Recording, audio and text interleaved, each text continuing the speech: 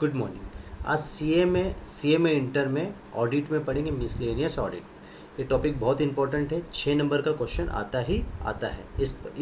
इसमें जनरली एक प्रकार का ऑडिट आपको दे देगा कि ऑडिट ऑफ हॉस्पिटल या किसी भी पार्टिकुलर इंडस्ट्री का आप ऑडिट कर रहे हैं, उसमें क्या क्या पॉइंट होना चाहिए वो आपको लिखना है। तो ध्यान से सुनिएगा, एक ऐसा ट्रिक बताएंगे कि कोई भी प्रकार का क्वेश्चन आए आप उसका आंसर आराम से दे देंगे। तो ध्यान से सुनिएगा, कंसेप्ट को सुनिएगा मेरा, फिर आप समझिए, फिर मैं सारा क्वेश्चन कराऊंगा जो जो इंपॉर्टेंट है इस चैप्टर का। ध्यान से सुनिएगा, 6 नंबर का क्वेश्चन एकदम श्योर शॉट आता है एग्जाम में, ठीक है।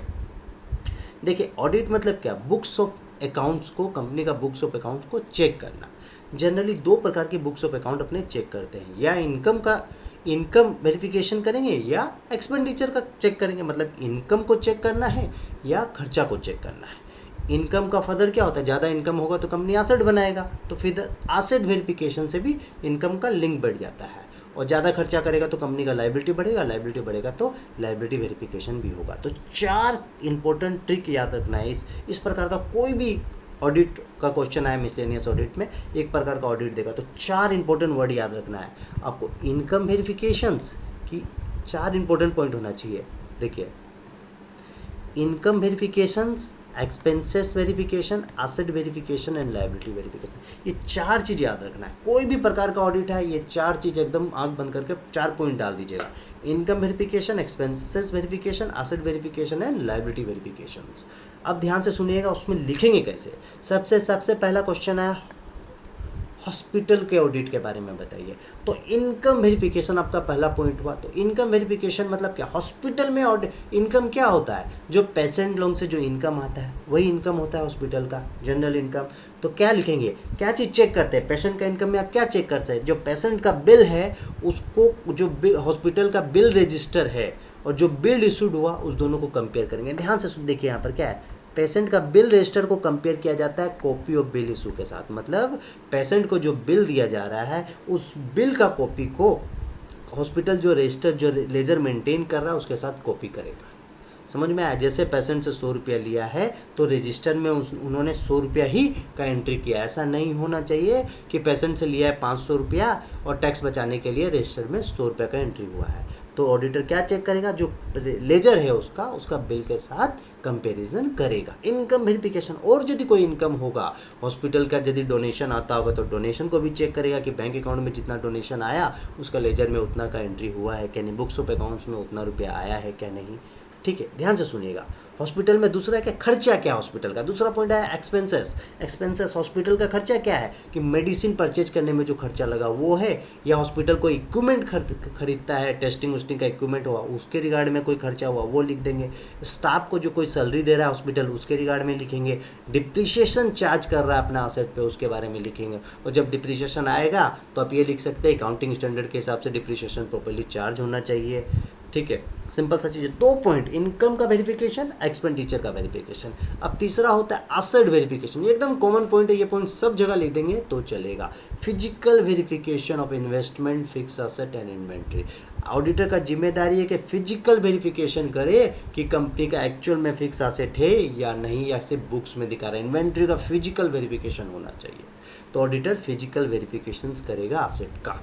दूसरा, लाइबिलिटी में देखना है कि कंपनी ने या हॉस्पिटल ने कोई लोन लिया है तो उसका रीपेमेंट रेगुलर बेसिस में हो रहा है कि नहीं।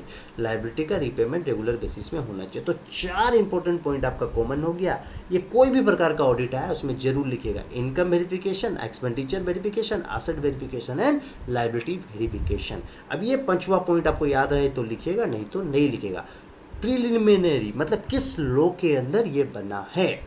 यदि आपका लो रहे, जैसे ट्रस्ट, ये जो हॉस्पिटल यदि ट्रस्टेड के अंदर बना है तो ट्रस्टेड लिखेंगे। यदि प्राइवेट कंपनी के फॉर्म में बना है तो उसका memorandum and article of association देखेंगे। चीज़ को समझिए, किस बायोलॉज के अंदर वो बना है उसके बारे में यदि याद रहा तो प्रीलिमिनरी बोल के एक पॉइंट डालिएगा और लिख दीजिएगा कि ट्रस्टेड वगैरह मैंने चेक किया है। ऑडिटर का जिम्मेदारी है उसको चेक करने का। और एक ये कॉमन पॉइंट में डाला हूँ, कोई भी प्रकार का ऑडिट है उसमें लिख दीजिएगा एग्जामिन करता है system of internal control and internal check. Auditor examine system of internal control का सिस्टम और इंटरनल चेक का सिस्टम ऑडिटर का ड्यूटी है एग्जामिन करना। ये क्वेश्चन बहुत इंपॉर्टेंट है, मिसलेनियस ऑडिट में बहुत बार एग्जाम में आया है। ऑडिट ऑफ हॉस्पिटल देखिए। और एक नेक्स्ट क्वेश्चन है audit of charitable trust. Trust या चैरिटेबल इंस्टीट्यूशंस, ये भी एग्जाम में बहुत बार आ रहा है। तो अब देखिए इस प्रकार का ऑडिट है, आप 6 पॉइंट या 4 पॉइंट अपना मन से लिख दीजिएगा। Income verification, expenditure verification, asset verification and liability verification. Income verification में ट्रस्ट का इनकम क्या है, जो मेंबर्स लोगों से फीस आ रहा है वो एक तो ट्रस्ट का इनकम है।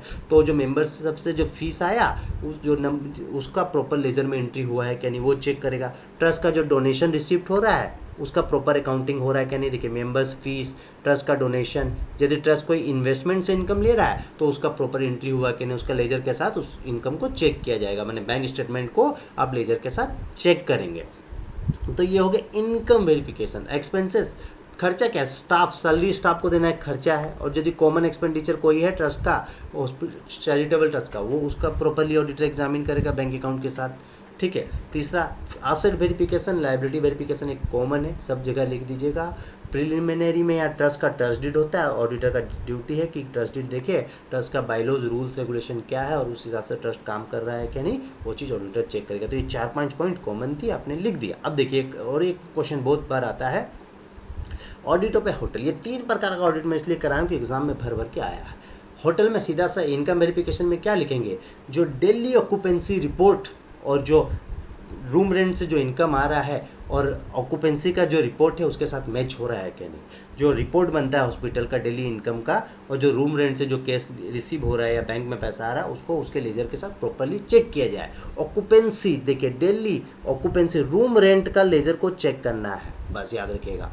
और किसके साथ, जो कस्टमर को बिल इशू हो रहा है उसके साथ रूम रेंट का लेजर को चेक कीजिएगा, ये याद रखना है। दूसरा पॉइंट देखिए, यदि खर्चा जो मैंने हॉस्पिटल कर रहा है, हॉस्पिटल कहाँ खर्चा कर रहा है, देखिए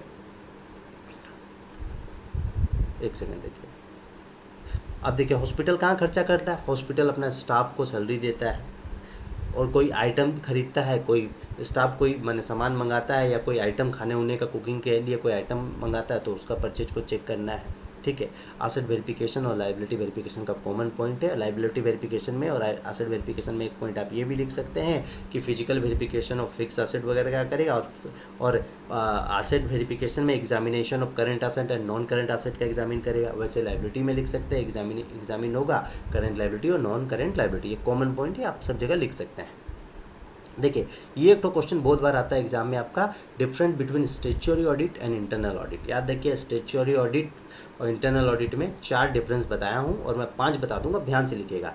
स्टेच्यूटरी ऑडिटर को अपॉइंट करता है शेयर होल्डर लोग, इंटरनल ऑडिटर को कौन अपॉइंट करता है, बोर्ड ऑफ डायरेक्टर लोग। याद रखिए इसको अपॉइंट करता है शेयर होल्डर्स और इसको अपॉइंट करता है बोर्ड ऑफ डायरेक्टर्स। याद रखिएगा अपॉइंटमेंट ये हो गया।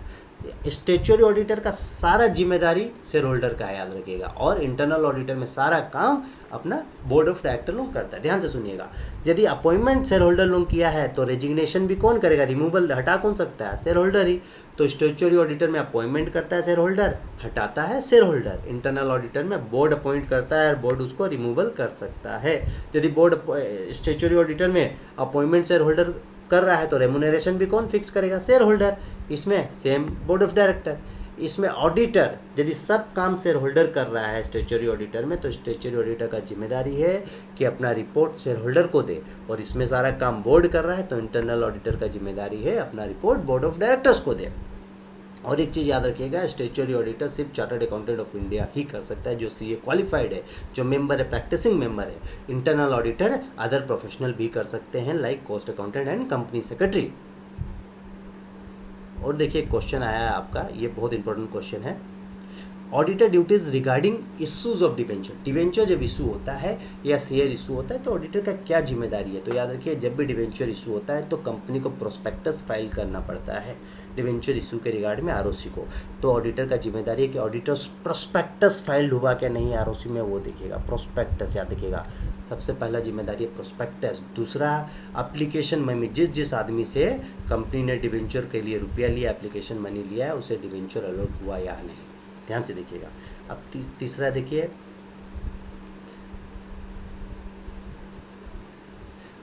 देखिए, डिबेंचर ट्रस्ट डीड। ऑडिटर क्या है, ट्रस्ट डीड देखेगा, डिबेंचर का ट्रस्ट डीड देखेगा।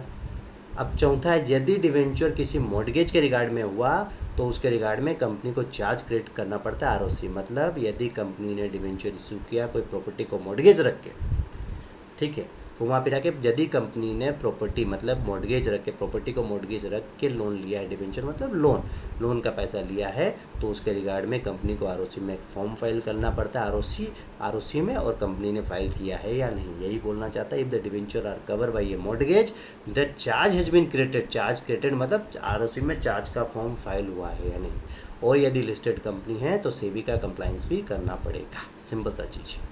और एक क्वेश्चन है बहुत कॉमन है जो एग्जाम में आता है, जॉइंट ऑडिटर कौन होता है।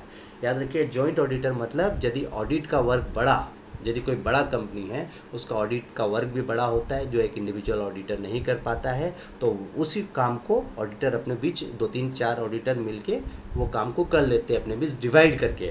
तो whole audit work is divided among joint auditors. क्या होता है, बड़ा सारा ऑडिट वर्क बहुत ऑडिटर के 4-5 ऑडिटर के बीच में डिवाइड हो जाता है, क्योंकि एक सिंगल ऑडिटर उस बड़ा सारा काम को नहीं कर सकता है। यदि किसी कंपनी का 20-30 ब्रांच है तो एक सिंगल ऑडिटर उसको नहीं कर पाएगा। वो क्या करेगा, 4-5 ऑडिटर का एक टीम बनाएगा, उसके बेसिस में वो काम करेगा। तो उसी कंसेप्ट को बोलते हैं जॉइंट ऑडिट, मतलब whole audit work is divided among joint auditor.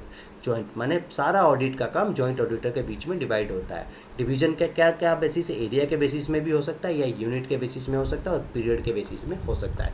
याद देखिए, डिवीजन का बेसिस क्या है, एरिया के बेसिस में हो सकता है, यूनिट के बेसिस में हो सकता है, टाइम के बेसिस में भी हो सकता है।